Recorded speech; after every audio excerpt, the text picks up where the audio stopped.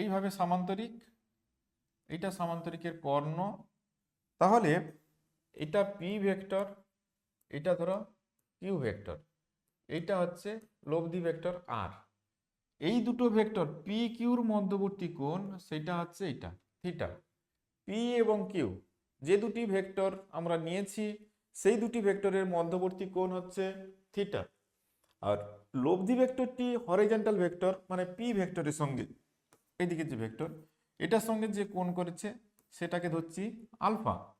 Alpha লব্ধি vector, এই যে অনুভূমিক দিকে যে ভেক্টরটি রয়েছে তার সঙ্গে যে কোণ করেছে সেটাকে আলফা হিসাবে ধরছি।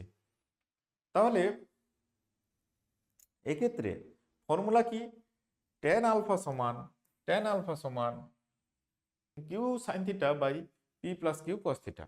মনে রাখার সুবিধার জন্য বলি, তাহলে এখানে ফর্মুলাটা এরকম, tan আলফা এটা tan নেবে, tan আলফা ইকুয়াল টু, তাহলে দূরের দিকে যে ভেক্টরটা থাকবে সেটা উপরে লিখবে কিউ সাইন এখানে theta by P plus Q cos theta.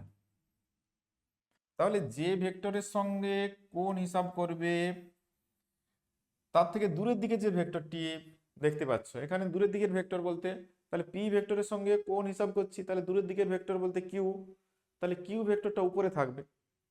তাহলে Q sine theta by P plus Q cos theta, P plus Q cos theta.